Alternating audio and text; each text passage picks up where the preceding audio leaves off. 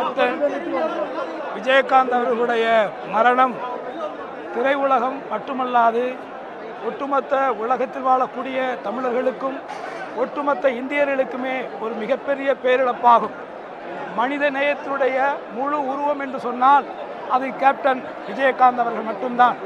நடிகர் சங்கத்தினுடைய தலைவராக பொறுப்பேற்று நடிகர் சங்கத்தை கட்டி காத்தது மட்டுமல்லாது புரட்சி தலைவி அம்மா அவர்கள், டாக்டர் கலைஞர் அவர்கள் வாழ்ந்த காலத்திலேயே தனக்கென்று ஒரு கட்சியை துவங்கி தமிழகத்தினுடைய சட்டமன்றத்திலே எதிர்க்கட்சி தலைவராக அமர்ந்த பெருமையும் அவருக்கு மட்டுமே சாரும்.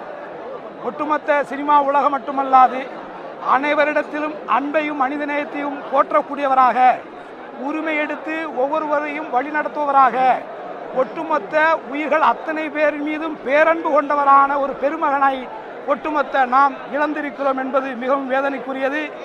அப்பேற்பட்ட ஒரு மகானுடைய, இப்பேற்பட்ட ஒரு தலைவனுடைய, எங்கள் நடிகர் சங்கத்தினுடைய தலைவருடைய இந்த இறுதி நிகழ்விலே கலந்து கொள்வதற்கு எங்களை போன்றவர்களுக்கே பாதுகாப்பு இல்லாத ஒரு நிலை நடந்து கொண்டிருக்கிறது. ஒட்டுமொத்தமாக இவ்வளவு பெரும் திரள் கூட்டம் வரக்கூடிய இந்த நேரத்திலே, இந்த தருணத்திலே இதை தமிழக அரசு மிக மிக நேர்த்தியாக கையாண்டிருக்க வேண்டும்.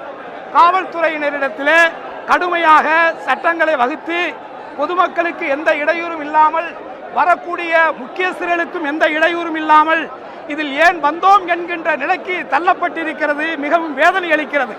இப்பேற்பட்டவருடைய நிகழ்விலே இப்படி ஒரு அரசாங்கம் இதை கையாளுகிறது என்பது நிச்சயமாக வேதனை அளிக்கக்கூடியதாக இருக்கிறது.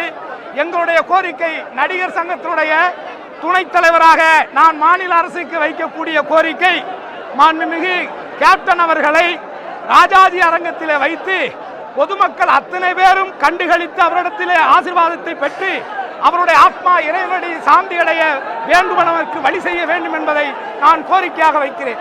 நன்றி.